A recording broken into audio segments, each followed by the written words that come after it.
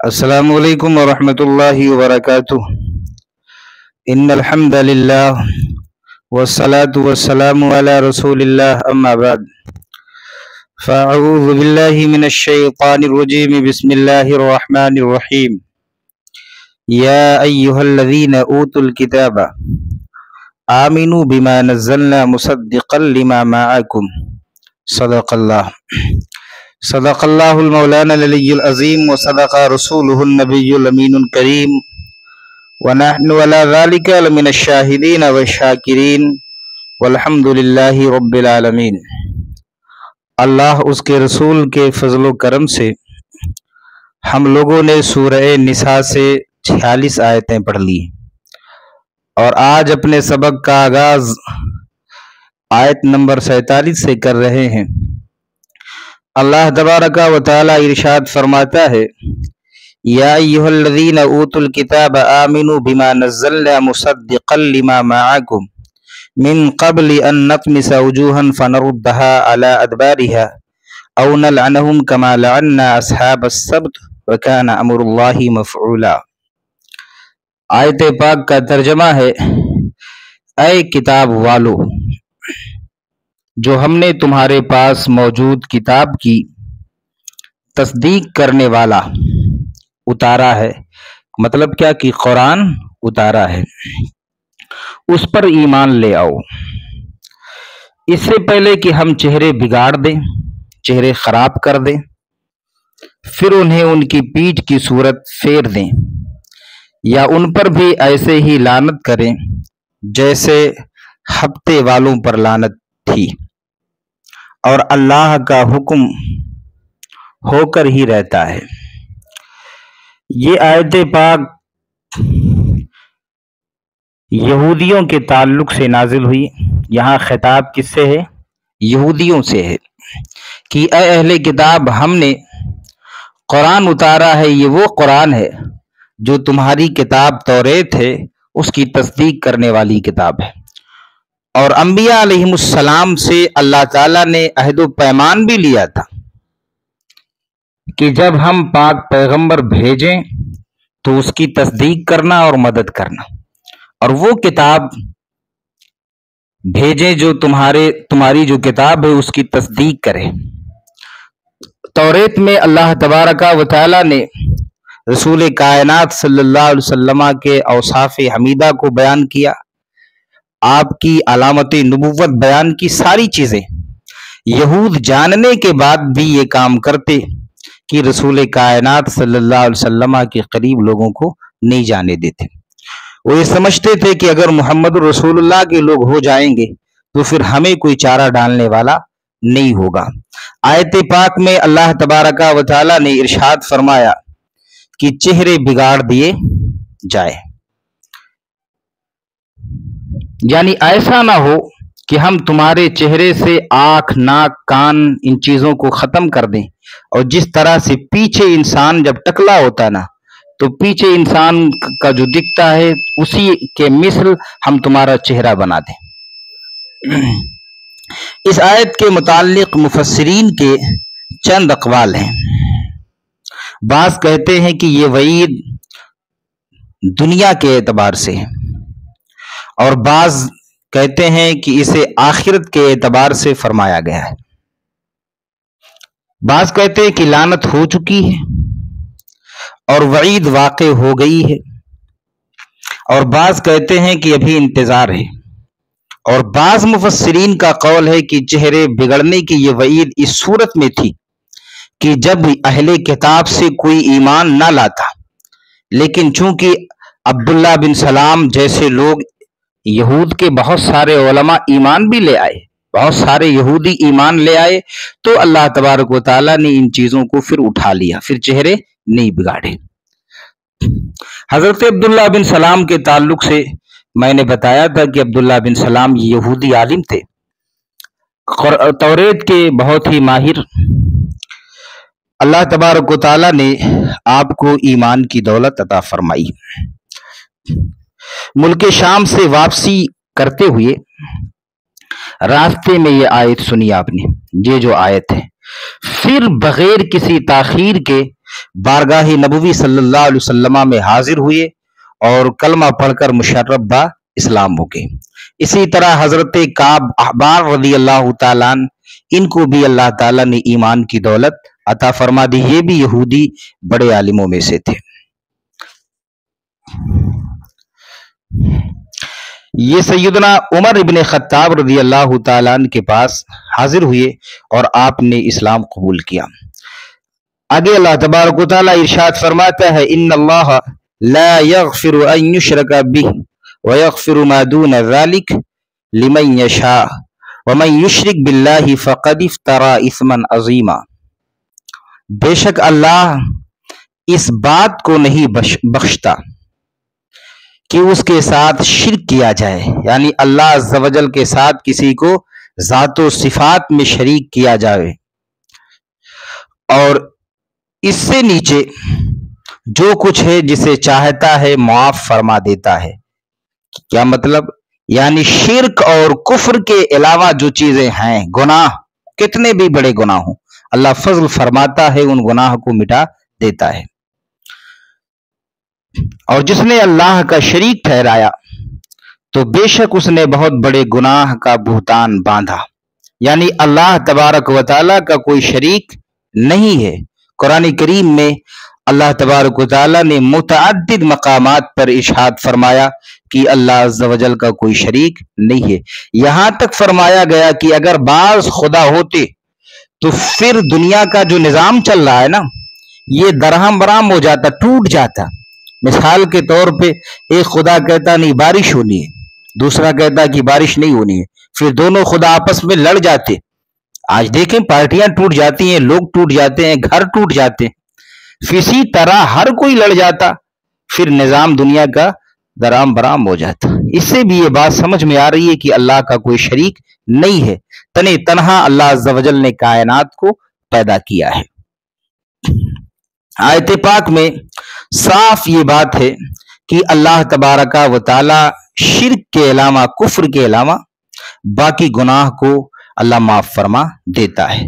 اب اس کا یہ مطلب نہیں کہ بندہ پھر گناہ ہی کرتا رہے اس امید پر کہ بخشش ہو جانی ہے۔ فقہا نے تو بعض مقام پر لکھا کہ ان چیزوں میں ہلکا سمجھنے کی صورت میں اگر کوئی یہ کام کرے تو وہ خود کفر میں ملوث ہو جائے گا۔ سمجھ رہے ہیں؟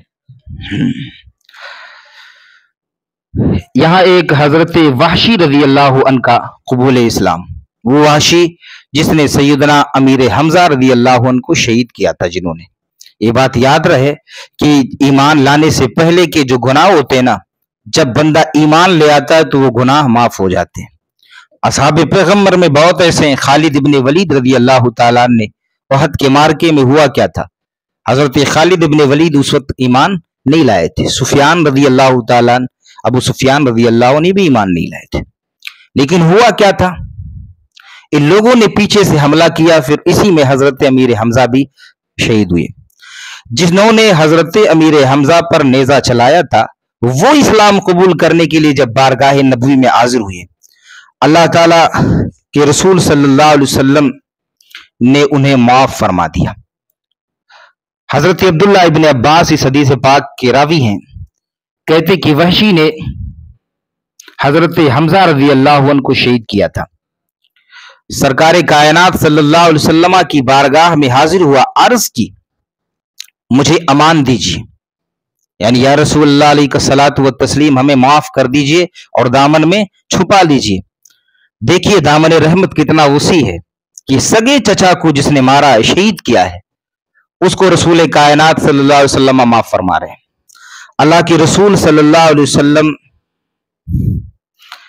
مجھے امان دیجیے، آپ صلی اللہ علیہ وسلم سے خدا کا کلام سنوں، یعنی میں چاہتا ہوں کہ میں اسلام لے آؤں، ایمان لے آؤں، اسلام قبول کر لوں اور خدا کا کلام آپ سے سنوں، اس میں میری مغفرت اور نجات ہے۔ ارشاد فرمایا مجھے یہ پسند تھا کہ میری نظر تو پر اس وقت پڑتی کہ تو امان طلب نہ کر رہا ہوتا، لیکن اب تو نے امان مانگی ہے تو میں تمہیں امان دیتا ہوں تاکہ خدا عز و جل کا کلام سن سکے۔ اس پر یہ آیت نازل ہوئی والذین لا يدعون مع اللہ الہا آخر، کیا مطلب؟ اور وہ جو لوگ اللہ کے ساتھ کسی کو دوسرے کو معبود نہیں پوجتے، یعنی اللہ کے ساتھ کسی کو شریک نہیں بناتے۔ ایک دوسری آیت پاک ہے الا من تاب وآمن وعمل عملا صالحا، مگر جو توبہ کرے اور ایمان لائے اور اچھا کام کرے۔ وحشی نے کہا اس آیت میں شرط کی گئی ہے کہ گناہوں سے مغفرت اسے حاصل ہوگی جو توبہ کر لے اور نیک عمل کرے، جبکہ میں نیک عمل نہ کر سکا تو میرا کیا ہوگا؟ تب یہ آیت کریمہ نازل ہوئی ان اللہ لا یغفر ان یشرک بہ ویغفر ما دون ذلک لمن یشاء، بے شک اللہ اسے نہیں بخشتا، اسے معاف نہیں کرتا اس کے ساتھ کفر کیا جائے۔ کس کے ساتھ؟ اللہ عز و جل کے ساتھ، اور کفر سے نیچے جو کچھ ہے جسے چاہے معاف فرما دے۔ یعنی تم ساری چیزیں کر لو، اگر نیکی نہیں بھی کر پائے ہو تو یہ تو امید رکھو اللہ کی ذات سے کہ اللہ معاف فرما دے گا، لیکن اس امید پر بندہ گناہ نہ کرے کہ معاف ہو جانا ہے، ٹھیک ہے؟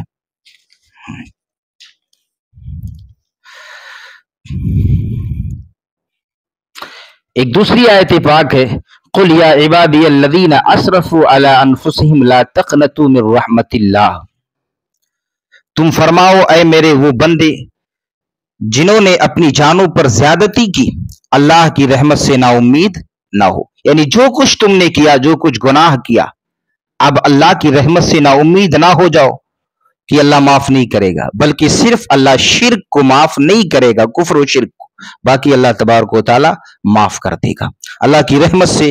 یہ آیت سن کر وحشی نے کہا اب میں کوئی قید اور شرط نہیں دیکھتا، اور اسی وقت وہ مسلمان ہو گئے۔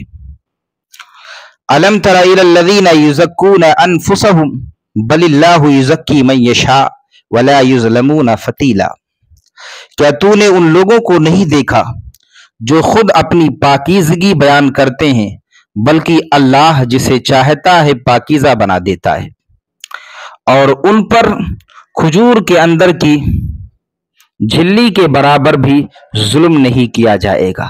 کھجور آپ کھاتے نا، کھجور کے اندر یا چھوارا آپ دیکھیں تو اس کے اندر بالکل باریک ایک چھلی ہوتی ہے، وہ جھلی جو ہوتی ہے نا بہت باریک، مثال کے طور پہ اتنی باریک چیز ہے یہاں مثال دی جا رہی ہے کہ اللہ اتنی باریک چیز بھی دماغ میں رکھیں کہ اس قدر بھی ظلم نہیں کرتا، یعنی اللہ ظالم نہیں ہے۔ پھر یہ سوال پیدا ہوتا ہے پھر اللہ تبارک و تعالیٰ لوگوں کو جہنم میں ڈالے گا تو اللہ عز و جل یوں ہی جہنم میں نہیں ڈالے گا، بلکہ لوگوں نے اللہ کی حدود سے باہر کر دیا اپنے آپ کو۔ اللہ نے تو لوگوں کو جہنم کے لیے تو نہیں پیدا کیا تھا نا، آزاد کیا تھا، اور اللہ تبارک و تعالیٰ نے حکم دیا تھا، اللہ تعالیٰ نے اجازت دی تھی، اسے آزاد چھوڑا تھا۔ اب بندہ جنت والا عمل کر کے اللہ کے ساتھ شریک کسی کو نہ کر کے وہ جنت میں جائے، اب بندہ اللہ کے ساتھ شریک کرتا تو پھر جہنم ہے اس کے لیے۔ تو اللہ تبارک و تعالیٰ نے اپنی طرف سے لوگوں پر ظلم نہیں کیا، لوگوں نے جیسا کمایا نا اللہ تعالیٰ نے ان کے حق میں وہی کام کر دیا۔ بات سمجھ میں آ رہی نا؟ یہ آیت پاک یہود اور نصارہ کے بارے میں نازل ہوئی جو اپنے آپ کو اللہ عز و جل کا بیٹا اور اس کا پیارا بتاتے تھے، اور کہتے تھے یہود اور نصارہ کے سوا کوئی جنت میں نہیں جائے گا، اور یہ بھی کہتے تھے کہ بہت دن اگر ہم جہنم میں بھی چلے گئے نا تو بہت دن تک ہم جہنم میں نہیں رہیں گے، بہت چند دن کے بعد فوراً ہم نکال دیے جائیں گے۔ یہ اپنی تعریف مارتے تھے۔ اللہ تبارک و تعالیٰ نے پھر فرمایا کیا تم ان لوگوں کو نہیں دیکھتے جو خود اپنی پاکیزگی بیان کرتے، صرف بڑی بڑی مار رہے ہیں، ٹھیک ہے، باقی کچھ نہیں، خود پسندی۔ اور میں نے خود پسندی کے تعلق سے پچھلے سبق میں بھی ایک بات کی ہے کہ خود پسندی وہ چیز ہے کہ رسول کائنات صلی اللہ علیہ وسلم نے ارشاد فرمایا کہ دین کا نقصان خود پسند مولوی جتنا کر رہا ہے نا، اتنا نقصان بھیڑیوں کو، دو بھیڑیوں کو بکریوں کے ریور میں ڈال دیا جائے اگر وہ بھیڑیے نہیں کریں گے جتنا خود پسند مولوی اور مبلغ اسلام کا بیڑا غرق کر رہا ہوتا ہے۔ تو خود پسندی یہ اللہ کو پیاری چیز نہیں ہے، اللہ پسند نہیں فرماتا۔ خود پسندی ایک مذموم باطنی مرض ہے جس میں آج اکثریت ملوث ہے، اللہ تبارک و تعالی ہم سبوں کو خود پسندی، اپنے آپ کو بڑا بننا، اپنے آپ کو بڑا بنانا، اپنے آپ اپنے کان کو سننا کہ لوگ ہمیں اچھا اچھا سنائے نہیں۔ حضرت عبداللہ بن عمر رضی اللہ تعالی عنہما سے روایت ہے کہ سرور کائنات نے ارشاد فرمایا، تین چیزیں ہلاکت میں ڈالنے والی ہیں۔ اول، لالچ جس کی اطاعت کی جائے، خواہش جس کی پیروی کی جائے، بندے کا اپنے عمل کو پسند کرنا یعنی خود پسندی، یہ دنیا میں ہلاکت کے قریب لے جانے والے یہ عمل ہے۔ اور میں کہہ رہا ہوں دنیا نہیں بلکہ دنیا اور آخرت دونوں کو شامل کیجیے۔ نبی کریم صلی اللہ علیہ وسلم نے تو یہاں تک ارشاد فرمایا تھا، اے سراقہ کیا میں تمہیں جنتی اور جہنمی لوگوں کے بارے میں نہ بتاؤں؟ عرض کی یا رسول اللہ علیہ کا صلاۃ و تسلیم، ضرور بتائیں۔ ارشاد فرمایا، ہر سختی کرنے والا، اترا کر چلنے والا اور اپنی بڑائی چاہنے والا۔ لوگ بہت کچھ سننا چاہتے ہیں، اپنی بڑائی چاہنے والا جہنمی ہے۔ حضور فرماتے اپنی بڑائی چاہنے والا، اترا کر چلنے والا، ہر سختی کرنے والا، لوگوں پر ظلم کرنے والا، یہ کون لوگ ہیں؟ حضور فرماتے ہیں یہ جہنمی لوگ ہیں، جبکہ کمزور اور مغلوب لوگ جنتی ہیں۔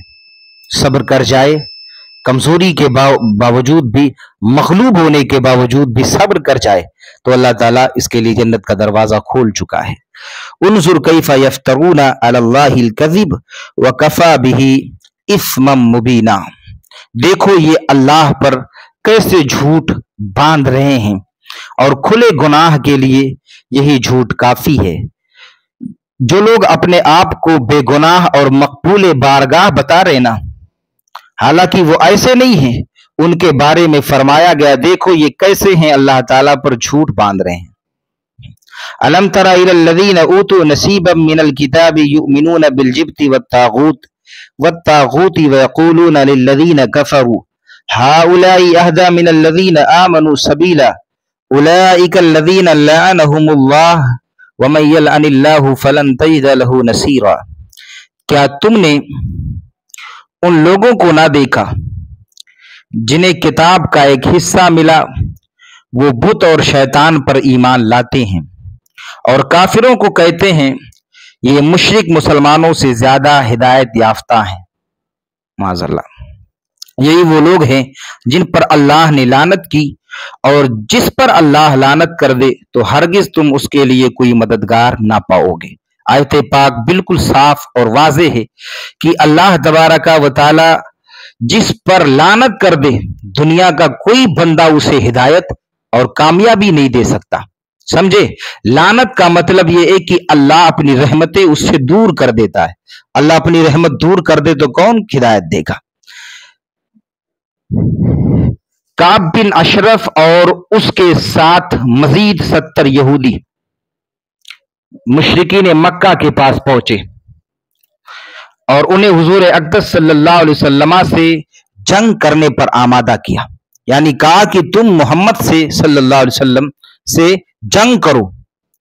قریش بولے کہ ہمیں خطرہ ہے کہ تم بھی کتابی ہو، یعنی تم بھی کتاب والے ہو، کتاب پر ایمان رکھتے ہو، تمہاری جو کتاب توریت ہے، اور ان سے قریب تر ہو، اگر ہم نے ان سے جنگ کی تو تم ان سے مل گئے اگر تو مسئلہ خراب ہو جائے، یعنی مجھے خطرہ ہے کہ تم ان کے ساتھ مل جاؤ گے۔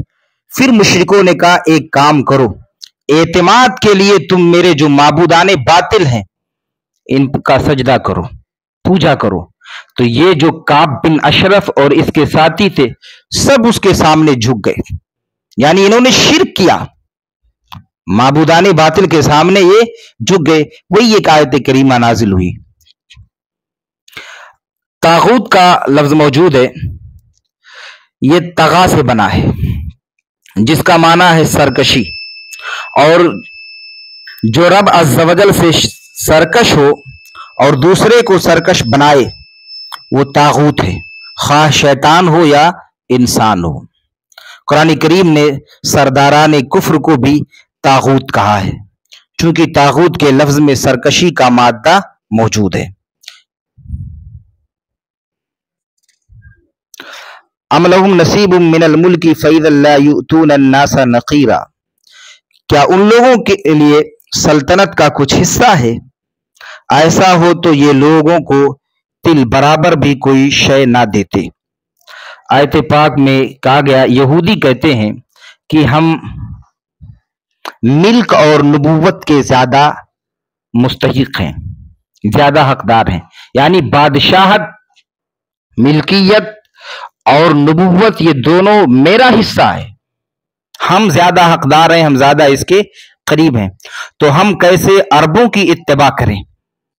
اللہ تعالیٰ نے ان کے اس دعوے کو جھٹلا دیا اور ان کا ملک میں کیسے حصہ ہے، یعنی کوئی حصہ نہیں ہے، اللہ تعالیٰ نے یہ بھی بتلا دیا کہ ان کی کوئی ملکیت نہیں ہے۔ ام یحسدون الناس علی ما آتاہم اللہ من فضلہ فقد آتینا آل ابراہیم الکتاب والحکمہ وآتیناہم ملکا عظیما، بلکہ یہ لوگوں سے اس چیز پر حسد کرتے ہیں جو اللہ نے انہیں اپنے فضل سے عطا فرمائی ہے، پس بے شک ہم نے ابراہیم کی اولاد کو کتاب اور حکمت عطا فرمائی اور انہیں بہت بڑی سلطنت دی۔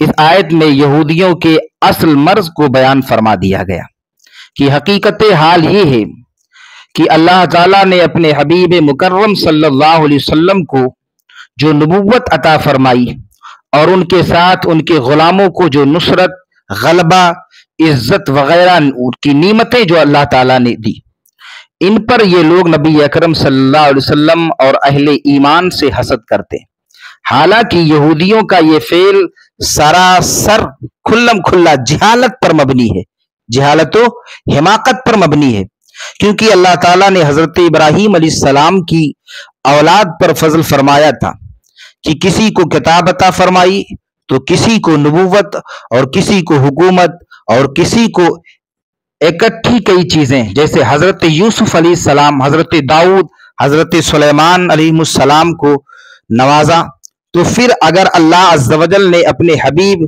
امام الانبیاء سید المرسلین خاتم النبیین صلی اللہ علیہ وسلم کو اپنے کرم سے کتاب اور نبوت اور رسالت عطا فرما دیا اور تمام انبیاء کا سردار عطا بنا دیا، تو اس میں تعجب کی کون سی بات ہے؟ تو صرف ایک یہ حسد ہے جو یہودی کر رہے ہیں، اور بلا شبہ رسول کائنات صلی اللہ علیہ وسلم حضرت ابراہیم علیہ السلام کی اولادوں میں سے ہیں۔ ٹھیک